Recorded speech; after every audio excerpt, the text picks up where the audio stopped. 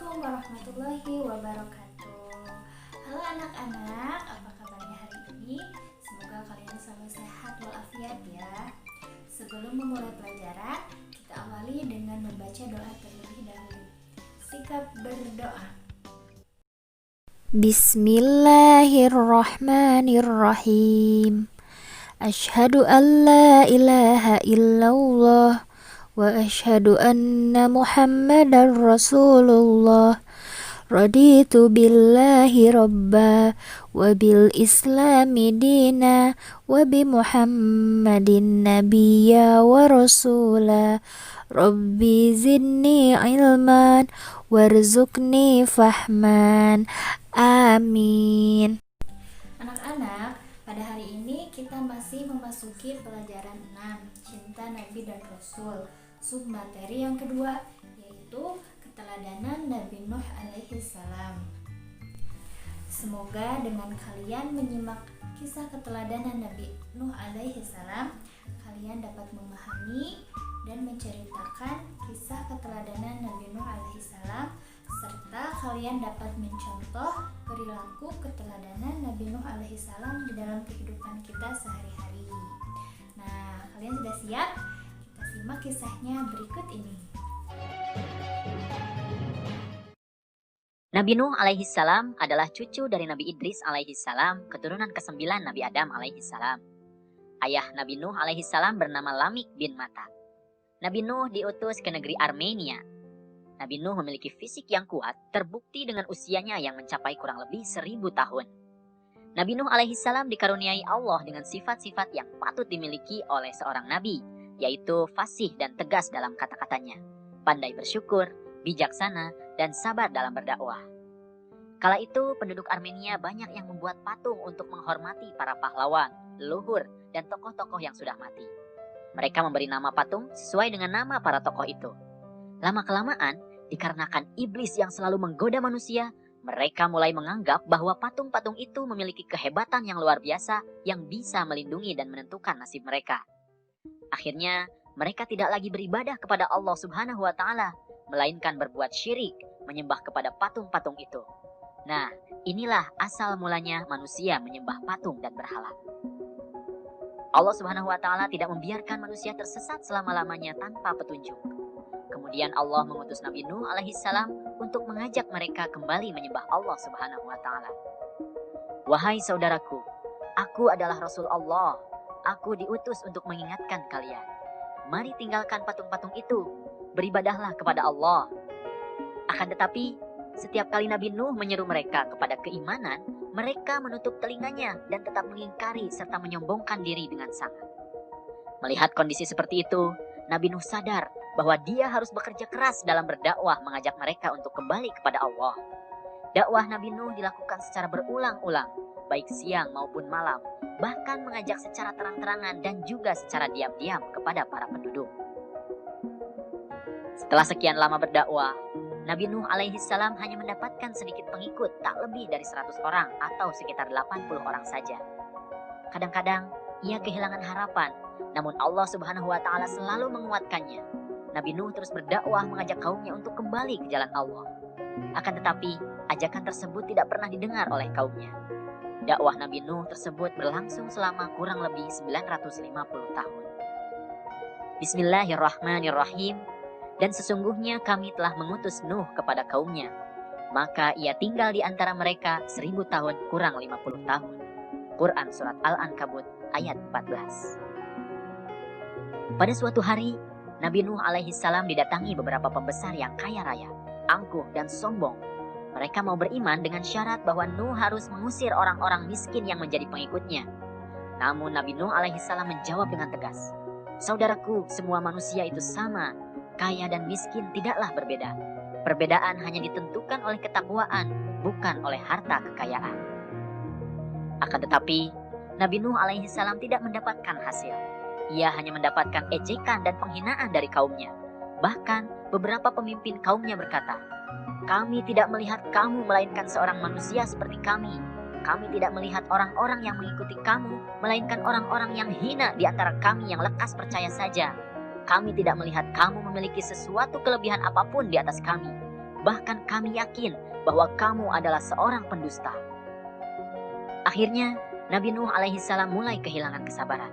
Ia memberikan peringatan kepada kaumnya penduduk Armenia agar segera kembali ke jalan Allah Subhanahu wa Ta'ala, karena khawatir Allah akan mendatangkan bencana kepada mereka. "Sesungguhnya aku peringatkan kamu akan siksaan Allah, dan aku jelaskan kepadamu jalan keselamatan. Maka sembahlah Allah saja dan jangan menyekutukannya dengan suatu apapun. Aku khawatir apabila kamu menyembah selain Allah atau menyekutukan dengan yang lain, maka Allah menyiksamu pada hari kiamat dengan siksaan yang pedih." Ancaman Nabi Nuh justru dianggap permainan. Mereka menantang Nabi Nuh.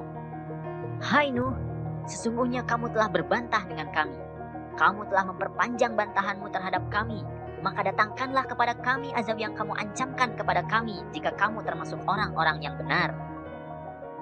Nabi Nuh alaihissalam menjawab, "Hanyalah Allah yang akan mendatangkan azab itu kepadamu jika Dia menghendaki. Dan kamu sekali-kali tidak dapat melepaskan diri." Kemudian Nabi Nuh alaihissalam mengadu atas apa yang terjadi pada kaumnya.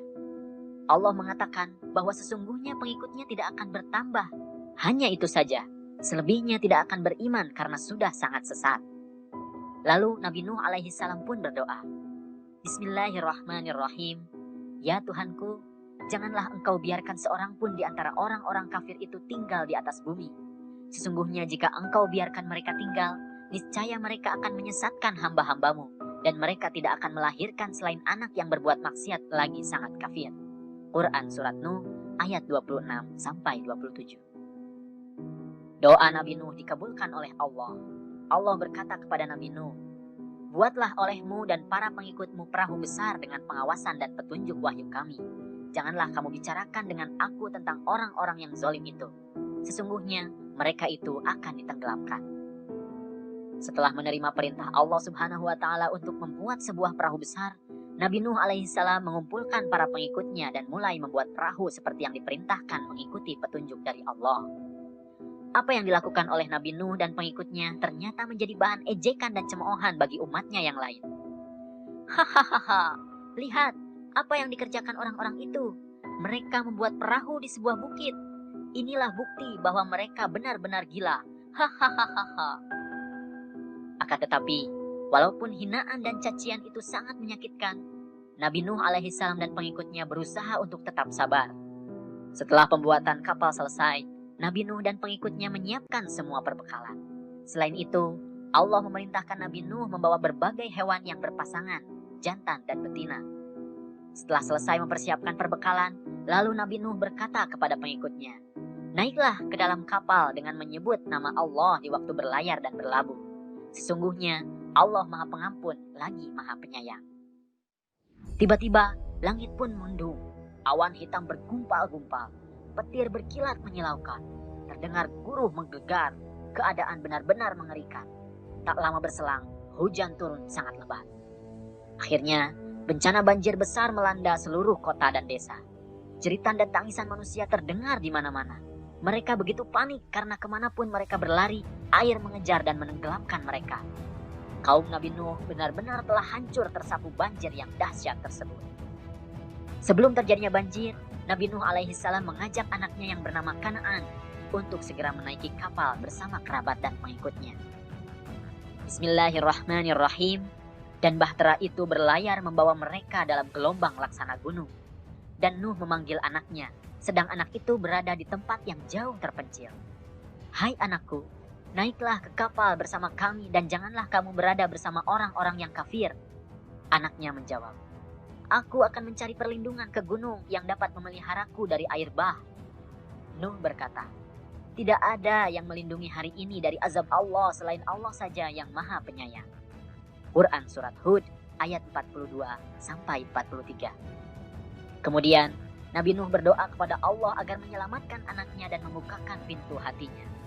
"Ya Tuhanku, sesungguhnya anakku termasuk keluargaku dan sesungguhnya janji Engkau itulah yang benar. Engkau adalah hakim yang seadil-adilnya." Kemudian Allah memperingatkan Nabi Nuh dan berfirman, "Hai Nuh, sesungguhnya dia bukanlah termasuk keluargamu. Sesungguhnya perbuatannya tidak baik.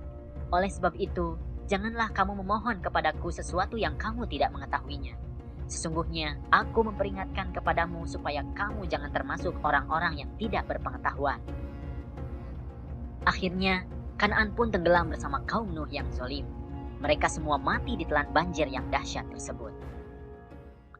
Kemudian setelah hujan turun selama 40 hari 40 malam, Allah Subhanahu wa Ta'ala memberi perintah kepada bumi dan langit agar berhenti melaksanakan tugasnya. Hai bumi, telanlah airmu, dan hai langit, berhentilah. Surutlah air banjir yang dahsyat itu, perintah pun diselesaikan, dan perahu itu pun berlabuh di atas bukit Judi. Judi adalah sebuah daerah di negara Armenia. Kemudian Allah Subhanahu wa Ta'ala berkata kepada Nabi Nuh, Bismillahirrahmanirrahim. Hai Nuh, turunlah dengan selamat sejahtera dan penuh keberkatan dari kami atasmu dan atas umat-umat yang mukmin dari orang-orang yang bersamamu. Quran Surat Hud ayat 48. Nabi Nuh alaihi salam dan pengikutnya pun selamat.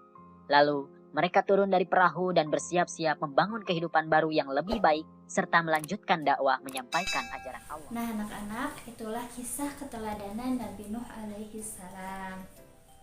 Ada beberapa hikmah dari kisah keteladanan Nabi Nuh alaihi salam yang patut kita contoh keteladanannya dalam kehidupan kita sehari-hari. Yang pertama adalah taatlah kepada Allah Subhanahu wa Ta'ala. Kita tidak boleh melanggar perintahnya. Jika kita melanggar perintahnya, bisa saja Allah menurunkan azabnya di dunia maupun di akhirat. Hikmah yang kedua adalah kita harus bekerja keras dalam berusaha untuk mencapai tujuan kita, sebagaimana Nabi Nuh alaihi salam yang bekerja keras berdakwah siang dan malam, baik itu secara terang-terangan maupun sembunyi-sembunyi. Semua cara dilakukan agar umatnya kembali menyembah kepada Allah Subhanahu wa Ta'ala. Hikmah yang ketiga adalah dalam kisah pembangkangan, Kanaan merupakan anak seorang nabi.